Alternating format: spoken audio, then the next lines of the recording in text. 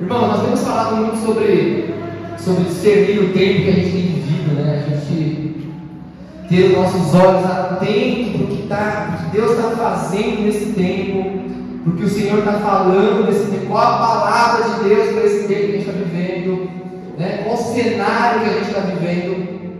Na semana passada, a pastora falou sobre aquela passagem de Marta e Maria, né? Super conhecida,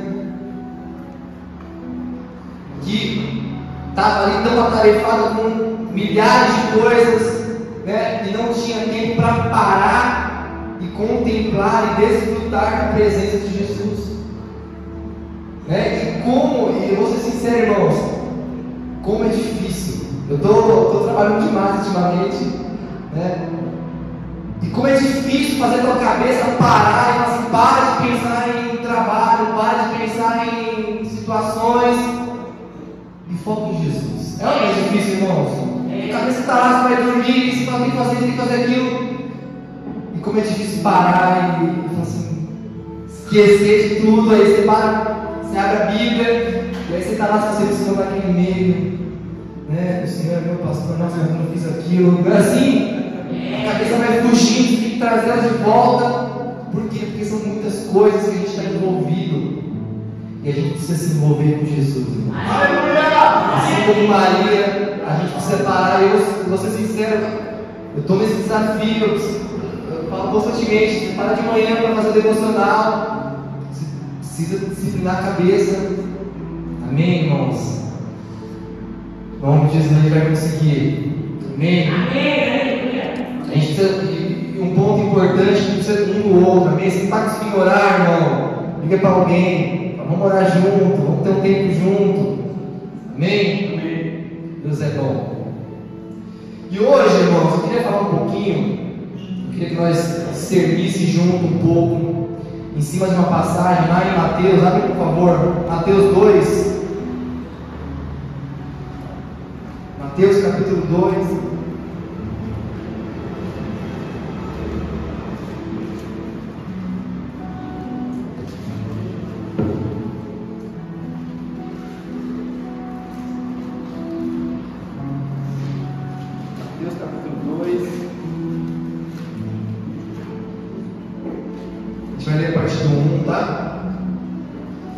E a minha intenção, irmãos, é fazer um paralelo com essa passagem e com os nossos dias atuais. Amém? É olhar para essa passagem e olhar para os nossos dias e ver a semelhança que tem. Amém? Então deixa eu começar a ler a partir do versículo 1. Mas antes de ler, aqui a gente vai começar a ler a história dos magos, amém? Que foram visitar Jesus. O que nós temos antes disso? Jesus tinha nascido, amém? Jesus tinha acabado de nascer. O Verbo vivo se fez carne. Aquele que é a imagem do Deus invisível se fez visível. Jesus veio na terra, irmão. O Deus invisível se fez visível. O autor de tudo veio para a terra. Deus tocou na terra. E quase ninguém percebeu.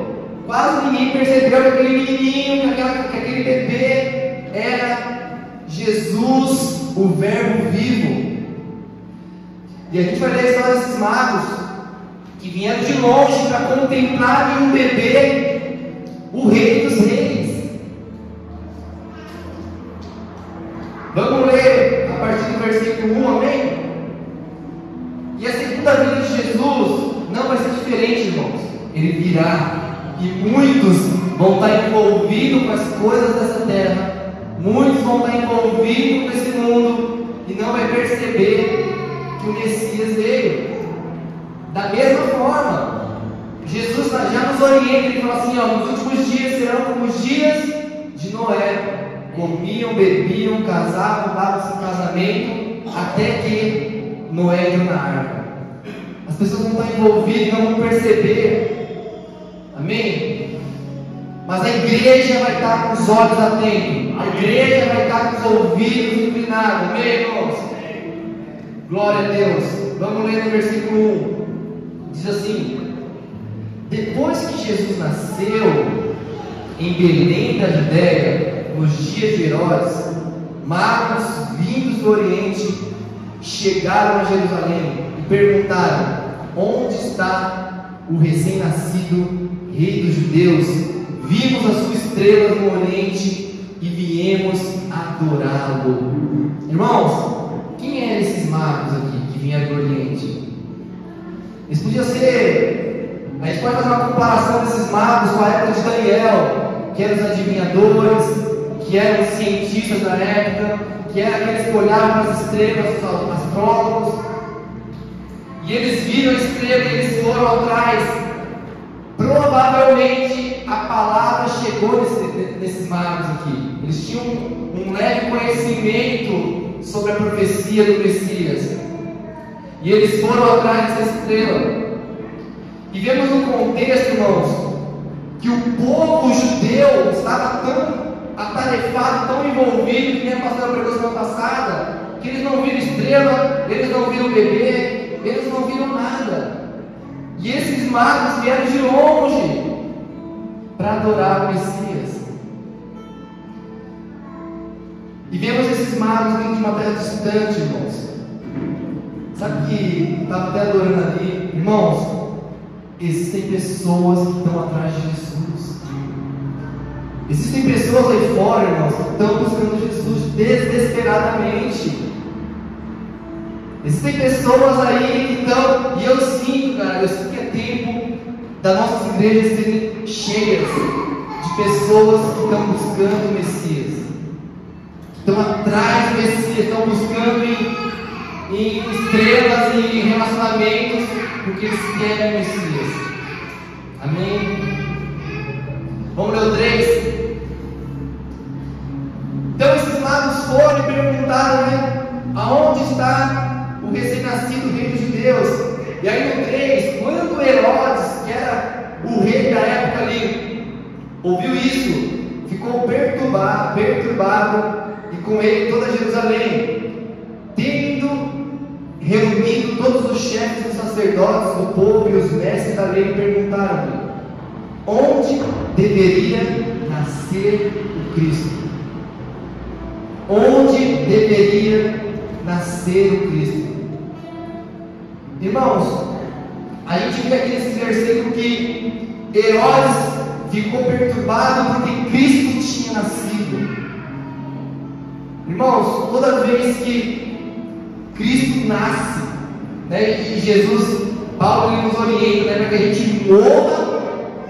Se você não morrer, Cristo não vai viver em você. E toda vez que a gente morre para nós, toda vez que existe uma morte e Cristo nasce em nós, há uma perturbação. Quantos, quando saíram do mundo, quando foram resgatados, passaram por um momento de perturbação no meio dos amigos, no meio da família, gerou aquele caos, porque Cristo está nascendo, porque Cristo está sendo formado em você. Amém. Cristo está sendo formado em você, e isso gera uma perturbação, porque você começa a andar diferente, você começa a falar diferente, você começa a ser uma pessoa parecida com Jesus no meio de um mundo onde odeia Jesus. E existe uma perturbação. Amém? E o Herodes ficou perturbado. Mas o que eu quero dar para ênfase aqui é: a pergunta de Herodes é: aonde deveria nascer o Cristo? Aonde deveria nascer o Cristo? Por que será que Herodes queria saber, irmãos? Por que ele quer saber aonde Cristo nasce? Vamos lá no 3, no 5, desculpa. Eles responderam: em Belém da Judéia, pois assim escreveu o profeta. Mas tu, Belém, da terra de Judá, de forma alguma és a menor entre as principais cidades de Judá, pois de ti virá o líder que, como pastor, conduzirá Israel, o meu povo. Amém? Onde é que nasce Cristo, irmãos? Em Belém. Irmãos, a palavra Belém quer dizer casa do pão. Toda vez que você vê uma palavra Betel, casa de Deus. Betânia, casa da miséria. Betsaida, Bet não sei o que, Belém. Esse Bet é casa. E Belém quer dizer casa do pão. Meus irmãos, aonde Jesus nasce? Na casa do pão. Jesus nasce na casa que tem pão. O que eu quero dizer com isso? Jesus nasce, o pão, a gente pode falar do pão relacionado à palavra de Deus, que é o pão vivo, que nos alimenta. E a gente pode falar do pão da presença. E Jesus nasce nas casas, na casa que tem presença de Deus, na casa que tem palavra de Deus. Esse é o cenário onde Cristo é formado. Esse é o cenário onde Cristo é formado em nossas vidas, através de presença e através de palavra. Casas que têm pão forma Cristo. Casas que têm presença de Deus forma filhos parecidos com Cristo. Casas que têm palavra, momentos de palavra. Vamos sentar junto aqui, vamos abrir a palavra, vamos falar de Jesus. Vamos louvar o Senhor, vamos criar um ambiente de oração. E a presença de Deus enche aquela casa. Esse é o ambiente, irmãos, onde surgem pessoas parecidas com Jesus. E casas onde não tem pão, não tem pessoas parecidas com Jesus. Casas que não tem esses momentos de abrir a palavra, vamos orar junto, vamos sentar junto, vamos pedir perdão. Não tem Cristo transformado, irmão. Não tem jeito, porque Jesus Cristo é formado em Belém, na casa onde tem pão. Se não tem pão, não tem Cristo. Amém? Se não tem um pão vivo sendo partilhado na casa. Aleluia. E quando a gente fala de casa, a gente não está falando somente da sua casa, a gente está falando de igreja. Se não tem pão na igreja, se não tem pão na igreja, vai precisar ter show na igreja. Se não tiver pão na igreja, já precisa fazer a noite, como que é, pastor? Noite da puta da Barbie. Não. Se não tem pão na igreja, já precisa fazer espetáculos aqui para atrair pessoas. Mas uma casa, uma igreja onde tem pão, presença de Deus, palavra de Deus, as pessoas que têm fome vêm. Amém, irmãos? Onde há pão, Cristo é formado. Paulo ele fala, meus queridos filhos, lá em Gálatas 4:19 ele fala, meus queridos filhos, eu estou sofrendo por vocês como uma mulher que tem dores de parto, e continuarei sofrendo até que Cristo seja formado em vós. Até que Cristo seja formado em vós. E Belém, irmãos, Belém, a casa do pão, também é um lugar onde é formado os homens segundo o coração de Deus. Onde é que Davi nasceu, igreja? Belém. Davi nasceu em Belém. Porque a casa do pão gera homens e mulheres segundo o coração de Deus. A casa do pão gera homens que derrubam gigante, igreja. Esse ambiente que a gente gera, que para todo mundo parece inútil, de você sentar e olhar, abrir a Bíblia, falar uma história do seu filho, orar junto com ele, orar em família, buscar a presença de Deus, gera homens que derrubam gigantes. Geram Daniel, pastor. Pessoas que podem estar no meio da Babilônia, que eles se mantêm firmes, que eles se mantêm posicionados, e eles brilham, independente do lugar onde eles estejam. Aleluia. Em nome de Jesus. Belém, irmão, Belém é uma bênção. Irmãos, tem uma outra passagem boa sobre Belém, que é a passagem de Ruth. Todos lembram de Ruth? Ruth e Noemi, né? A palavra diz que Noemi, seu marido e seus 2 filhos, eles saem de Belém. Por que eles saem de Belém? Porque tinha fome ali. Belém, a casa do pão, estava passando por um momento de fome. E a família de Noemi sai de lá e vai para Moabe. Lá em Moabe, Noemi perdeu seu marido, seus 2 filhos. Moabe. Depois ela ouve os rumores de que voltou a ter comida em Belém. E ela volta para Belém com Ruth. Irmãos, se a falta de pão, as pessoas saem, as pessoas se perdem. Se não tem pão em Belém, as pessoas saem, elas vão para Moabe, irmãos. E lá em Moabe ela perdeu o marido e ela perdeu os 2 filhos. Depois ela voltou para Belém. O que eu vou falar com muito temor, irmãos? Se não tem pão em nossa casa, nosso casamento corre risco. Se não tem pão em nossa casa, irmãos, nossos filhos correm risco.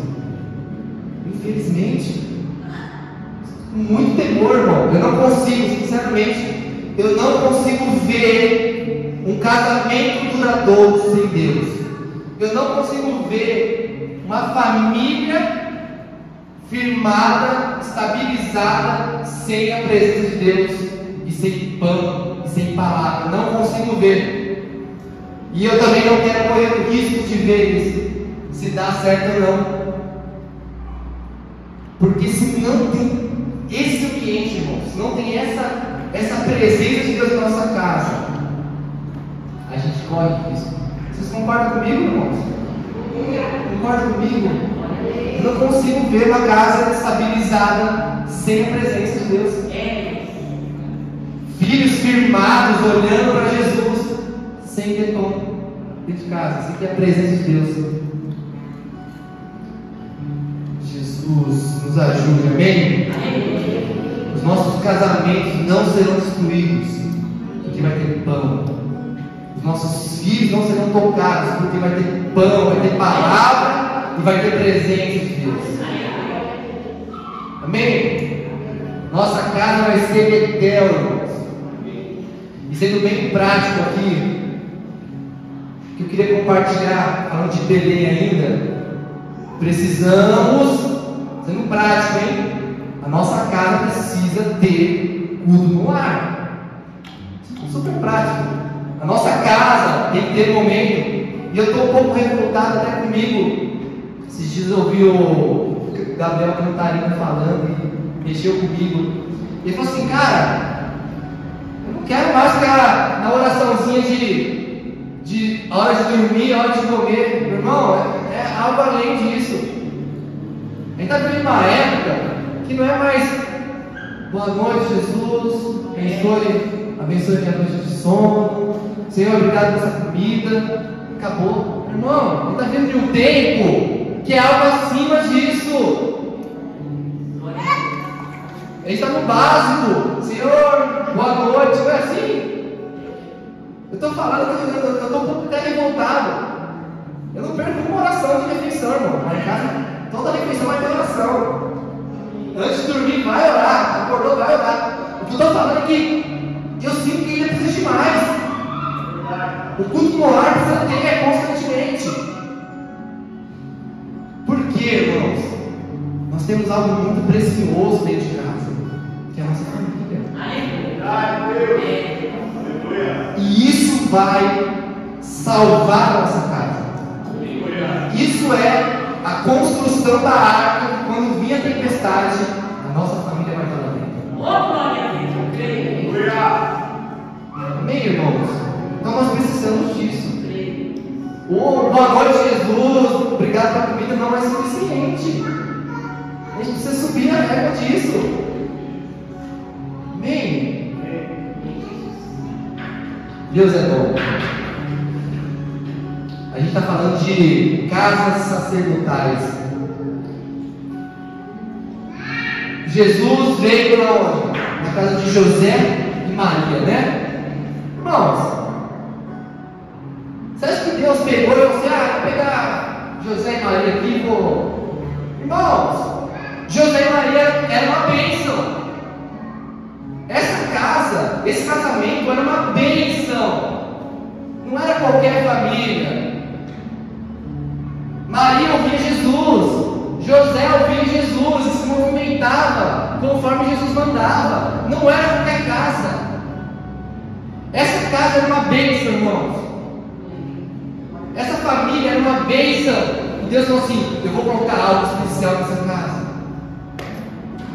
Porque era uma bênção, irmãos. Não era qualquer casa. Era uma casa que tinha a presença de Deus. Você entende isso? E é nessas casas que Jesus nasce. É nessa casa que Jesus é formado. Não é irmão, aonde é que João Batista nasceu? Vai ver o pai de João Batista. Era uma casa abençoada, irmão. Davi. Fala que Davi, o Jessé ignorou ele. Eu não acredito nisso. Pastor, como é que pode um menino super novo que adorava o Senhor na arca, o espírito imundo saía de Saul?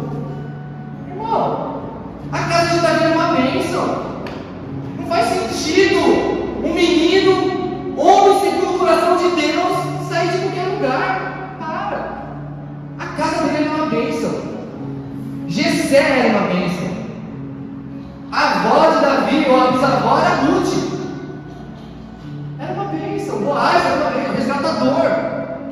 Você entende? Não é de qualquer lugar que vai surgir Davi e Jesus. É uma casa onde é uma bênção. Irmãos, nós precisamos a gente precisa se esforçar nisso. Exige esforço. Exige esforço. Exige tempo seu, junto com o seu filho, junto com a sua filha, junto com a sua esposa, orando junto. Exige. Jesus. Deus é bom. Vamos continuar a leitura, amém?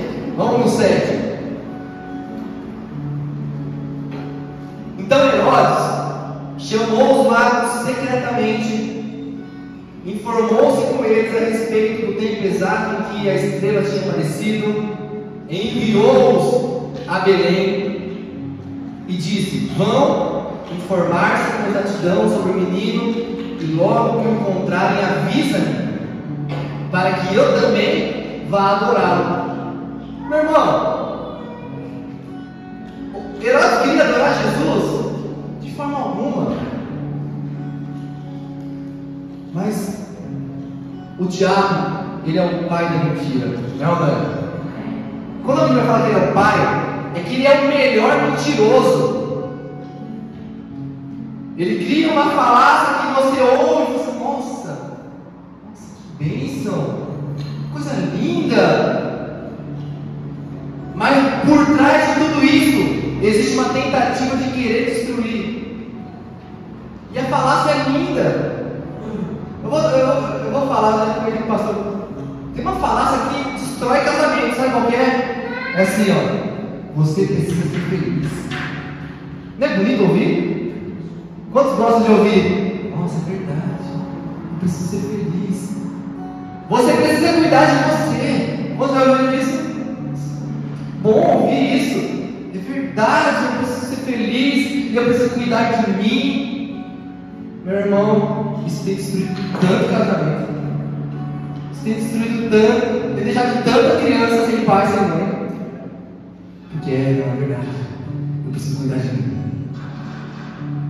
Aí o cara fica lá na academia de segunda a segunda, chega em casa, toma banho, vai dormir, quase não cuidou da família. Vários casamentos destruídos assim. E é triste, irmãos. E ele acaba se envolvendo com uma pessoa da academia ainda. É isso. A história está escrita já. Meu irmão, a gente precisa tomar nossa posição. Não, você não precisa ser feliz, você precisa ter responsabilidade.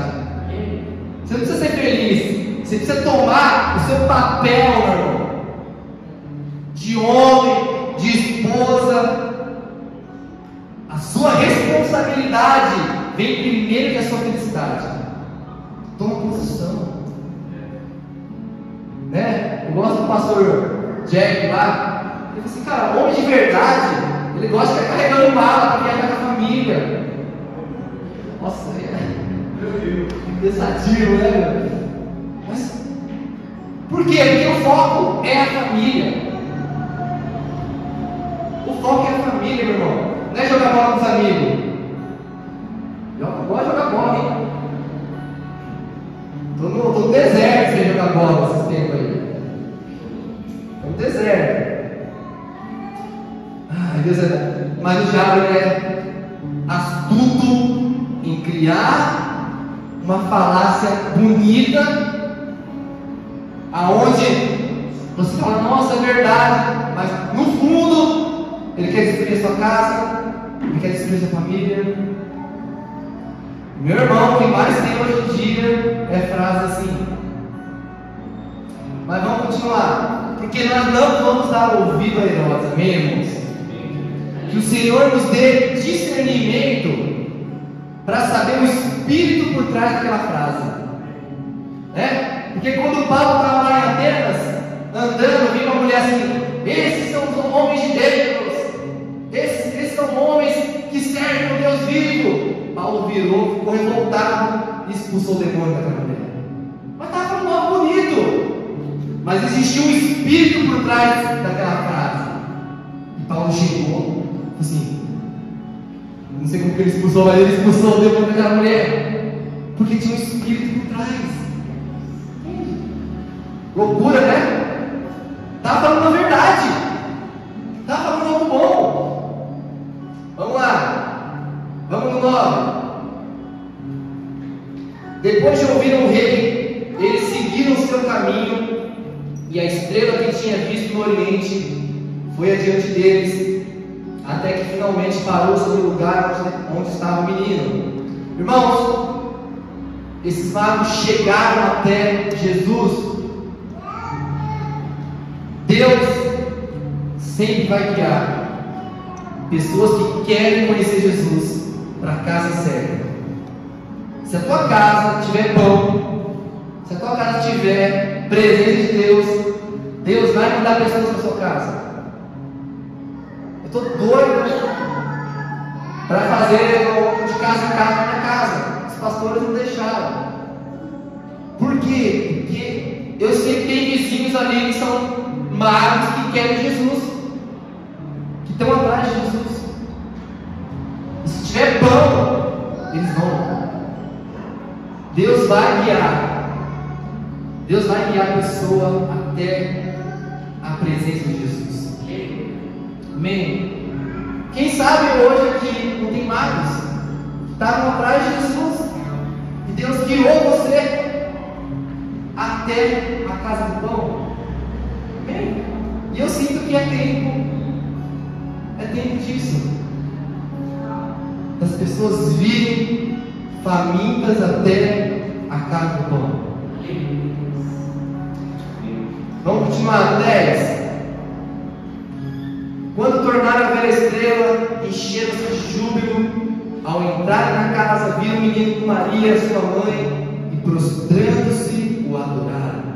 Então abriram seus tesouros e lhe deram presentes, ouro, incenso, mirra, e tendo sido advertidos em sonhos para não voltarem a Herodes, retornaram à sua terra por outro caminho. Meu irmão, eu fico maravilhado quando por essas pessoas, essas poucas pessoas que na Bíblia viram um menino e reconheceram nele Jesus e o adoraram. Eu fico maravilhado. Porque a gente olha um bebê, Esses homens viram o bebê e adoraram ele, falaram assim: esse é o Rei dos Reis. Isso é maravilhoso. É conseguir ver em algo pequeno ainda a grandeza que o Senhor fará. É conseguir ver em algo simples a preciosidade que aquilo é. Às vezes a gente olha nossos filhos, a gente não consegue entender quão grandes são os planos de Deus na vida dele. E esses homens viram no bebê, assim, adoraram ele, esse é o Rei dos Reis. Viram a grandeza que o Senhor fez. Deus, ele é especialista em colocar algo precioso dentro de um vaso de barro. Ele é especialista. Então, quando você vê um vaso de barro, não menospreze esse vaso de barro. Amém? Porque o precioso é o que vai dentro dele. Então, às vezes você olha para alguém da sua família, você não vê nada de valor nele, porque ele é um vaso de barro mesmo, mas ele pode ser algo muito precioso. Amém? Se ele for uma pessoa cheia de Deus, ele vai ser precioso, porque Deus habita nele. Amém? Então comece a olhar para os seus filhos, comece a olhar para o marido, comece a olhar para a esposa e ver a preciosidade que tem. Amém, irmãos? Vamos continuar a leitura no 13. Depois que partiram, um anjo do Senhor apareceu a José em sonho e lhe disse: levante-se, tome o menino e a sua mãe e fuja para o Egito. Fique lá até que eu lhe diga, pois Herodes vai procurar matar o menino. Então ele se levantou, tomou o menino e a sua mãe durante a noite e partiu para o Egito. Continuando, onde ficou até a morte de Herodes. E assim se cumpriu o que o Senhor tinha dito pelo profeta: do Egito chamei o meu filho. Quando Herodes percebeu que havia sido enganado pelos magos, ficou furioso e ordenou que matassem todos os meninos de 2 anos para baixo de Belém e nas proximidades, de acordo com a informação que havia obtido dos magos. Então se cumpriu o que foi dito pelo profeta Jeremias.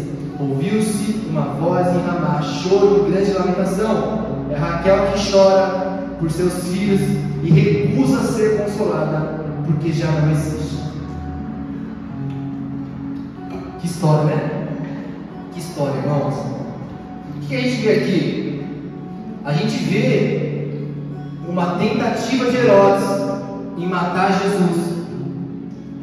E meu irmão, e é isso que eu queria compartilhar nessa linha de discernir do tempo.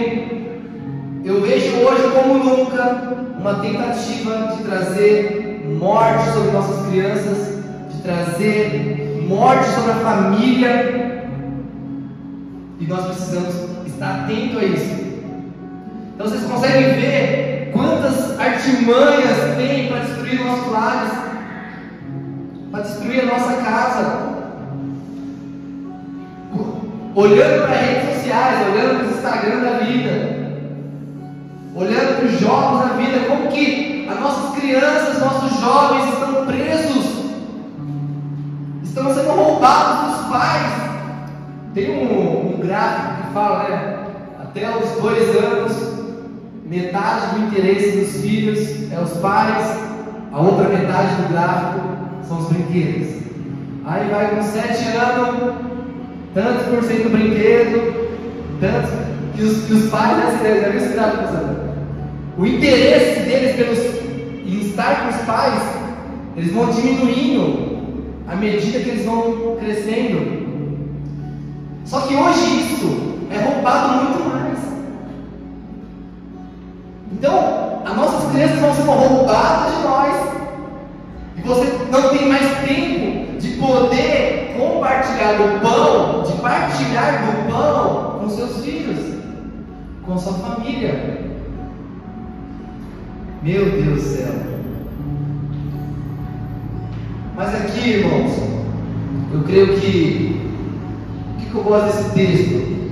Se a família é uma família que tem pão, que tem presença, você viu o que Deus fez? Deus disse: José, sai daqui, sai daí e vai para o Egito.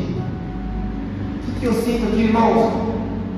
Nós precisamos, famílias que têm pão, que têm presença de Deus, têm direcionamento, têm direção de Deus. Deus pode falar para você assim, ó, cara, pega a sua família e muda de cidade, né? Vai para o interior, o que é interior? Cara, muda seu filho de escola, né? Muda seu filho de escola. Deus dá estratégias para quê? Para a gente guardar, para a gente salvar. Pega a sua família, tira o videogame, corta o videogame. E eu estou falando de filho, irmãos.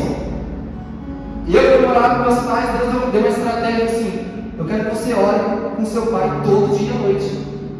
Estratégia de Deus. São estratégias que vai trazer salvação. Deus deu estratégia para minha mãe de pegar óleo ungido e orar para a roupa do meu pai. São estratégias que Deus dá.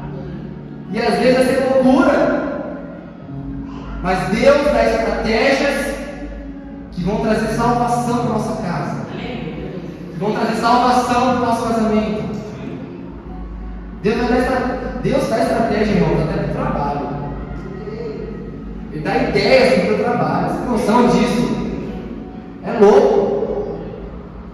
Porque uma casa que tem presença, que tem comunhão com o Espírito, ele fala. E ele fala para José: José, vai para o Egito, porque Herodes vai querer matar o teu filho.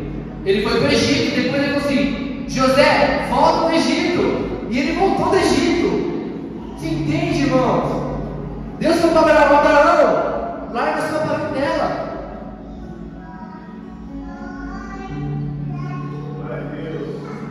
Quantos estão precisando de algumas direções de Deus, assim, algumas estratégias? Isso vai trazer salvação. Isso vai guardar a nossa casa, vai guardar a nossa família. Glória a Deus. O povo se movimentava no deserto, à medida que a nuvem se movimentava, eles se movientavam. Assim temos que ser. Assim tem que ser a nossa casa. Pode ser que amanhã depois Deus vai te tirar daqui. Às vezes Deus vai movimentar até você de igreja. Amém. Está abençoado, né, pastor? Não tem problema. Porque a direção de Deus sempre vai trazer salvação, sempre vai trazer vida. Mas nós temos esse levante do inimigo para destruir nossa casa.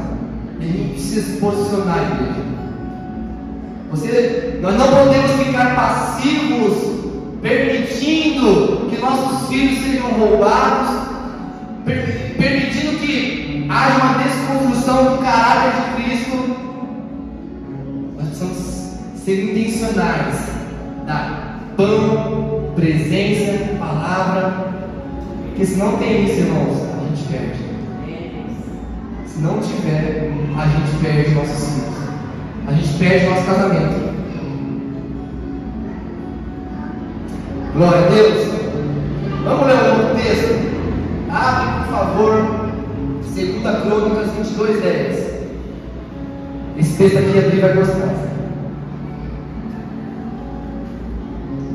2 Crônicas 22:10. Eu vou ler.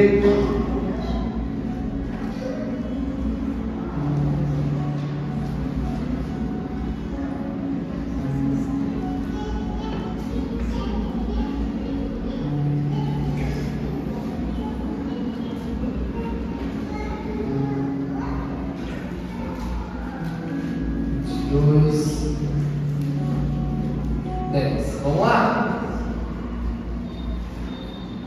Abre, ó, pastor. Ó, diz assim: vendo Atalaia, mãe de Acasias, que seu filho era morto, levantou-se e destruiu toda a descendência real da casa de Judá. Mas Jeozabeate,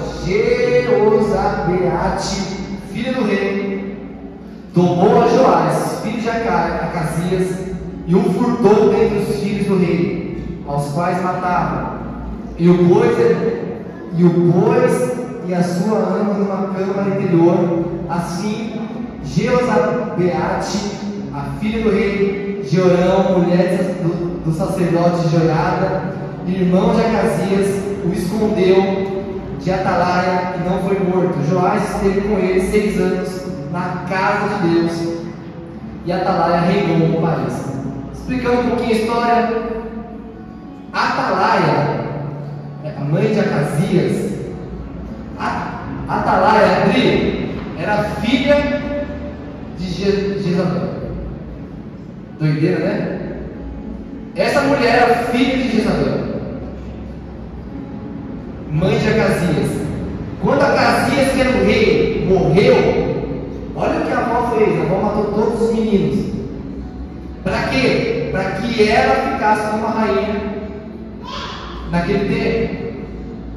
Só que o que aconteceu? Essa irmã aqui, que tem um nome difícil, que é a Jeozeba, era irmã de Acasias, ou seja, também era filha dessa mulher. Ela pegou e escondeu o sobrinho. Essa mulher escondeu o sobrinho para que a avó não matasse. E ela escondeu esse menino aonde? Na casa de Deus. Ela era a esposa do sumo sacerdote da época. E ela escondeu esse menino na casa de Deus durante quanto tempo? 6 anos. Depois de 6 anos, no 7º ano, esse menino reinou. Bem, meu irmão, para esse menino reinar com 7 anos de idade, esse menino foi bem criado. Esse menino era uma fera. Então, você vê que Deus levantou uma tira para esconder esse menino da casa de Deus. Deus escolheu uma tira para pegar essa criança e dar pão para ela, da palavra de Deus, da presença de Deus. E esse menino saiu dali do esconderijo e começou a reinar. Essa criança saiu do esconderijo e começou a reinar. Amém? Glória a Deus. Olha o papel que o tio tem aqui. Receba. Amém? O que Deus precisa é de uma pessoa que fala isso aqui. O que Deus precisa é que alguém se levante e fale assim: coloca aí uma brecha. Amém. Eu cuido do menino. Eu vou dar pão para esse menino. Amém, irmãos? Amém. Vamos ler mais um texto. 2 Timóteo 1,5.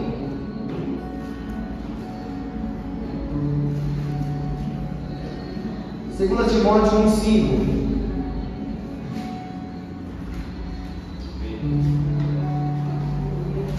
Deus precisa de pessoas valentes que tomam posição, que assumam a responsabilidade. Aleluia. Não importa se é tio, não importa se é avó, não importa se é mãe. Mãe, pai é uma obrigação, mas amém. Glória a Deus. 2 Timóteo 1,5. Paulo diz assim: recordo-me da sua fé não fingida, que primeiro habitou na sua avó e depois na sua mãe. E estou convencido de que também habita em você. Olha que bênção, irmãos. Era uma avó, uma mãe que transmitiu a sua fé para o seu filho. Não importa. Deus precisa de alguém que assuma a responsabilidade. Que fala assim: a minha prioridade não é ser feliz, é assumir a responsabilidade. É carregar o fardo que Deus nos ensinou. Ah, mas você precisa ser feliz, precisa cuidar de você, meu irmão. O nosso tempo aqui é transitório, é desse tamanho.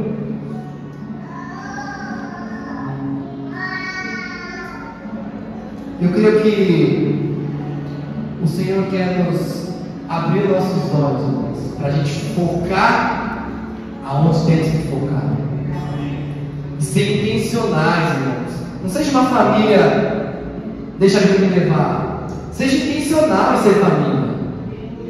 Seja intencional em ser filho. Cumpra o seu papel de filho. Cumpra o seu papel de mãe. Ah, mas todo mundo faz diferente, meu irmão. Nós não somos todo mundo. Nós somos uma família de Noé. Estava todo mundo curtindo a vida. O que a família de Noé estava fazendo? Martelo na mão, construindo uma arca. Irmãos, todo mundo na terra estava brincando, curtindo, mas tinha uma família que estava construindo uma arca. Imagine, irmãos, no chuveiro, não sei quanto tempo, e aquela família lá construindo um elefante branco, que nem falam, né? Todo mundo passava, imagine, o que é isso que está fazendo? Maluco, nem chove aqui direito, chove uma vez no ano, está construindo uma arca gigante. Imagina o tanto de zoeira que aquela família estava tendo, mas ela estava cumprindo uma palavra, ela estava obedecendo a uma direção de Deus, por mais louco que parecia, e assim somos nós hoje. Nós estamos aqui, e sim, a gente vai viver diferente. Amém. Se você olhar para fora, sua vida vai ser diferente, não adianta, porque nós estamos cumprindo um propósito de Deus. Nós estamos construindo uma arca na qual a nossa família vai entrar. Nós estamos aqui, ó, a maioria está em casa dormindo ainda, então fazendo alguma coisa, mas nós estamos com um propósito aqui. Nós estamos construindo uma arca aqui, irmão. Entendeu? Nós não somos todo mundo. Nós somos um povo adquirido, escolhido, propriedade exclusiva de Deus. É isso que nós somos. Amém? Você é escolhido, irmão. Por isso você é diferente. Então assuma, abrace essa diferença sua. Amém? Eu queria que a gente tivesse um tempo de oração, amém?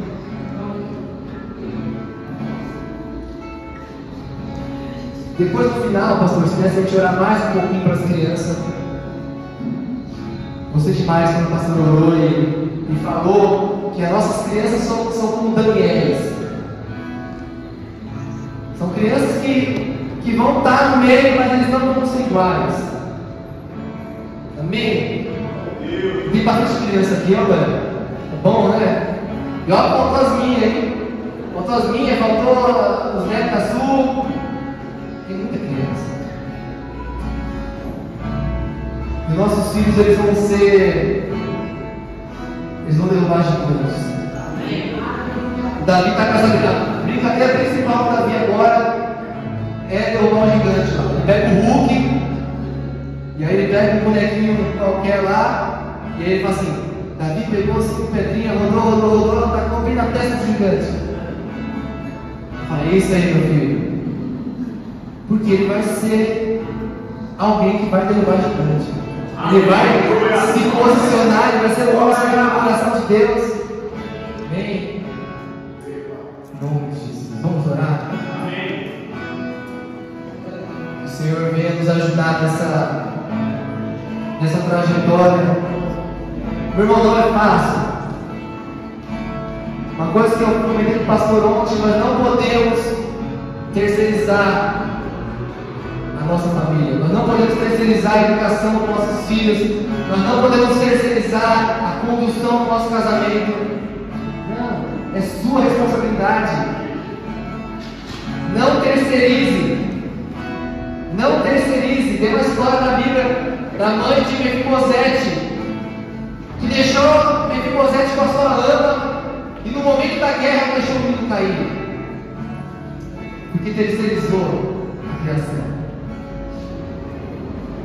Nós não vamos terceirizar, nós vamos assumir a nossa responsabilidade. Vamos assumir o nosso papel, o papel que o Senhor nos confiou. Sabe por quê? Nós vamos prestar conta disso, irmãos. Jesus ele fala assim: nenhum Senhor do que o Senhor me deu se perdeu, somente o filho da perdição. Jesus falou assim: nenhum do que o Senhor confiou a mim se perdeu. E essa tem que ser a nossa declaração, irmãos. Nenhum dos filhos que o Senhor nos confiou vão se perder. Vamos preparar essa verdade, porque vamos sim prestar conta. Assim como o pastor vai prestar conta das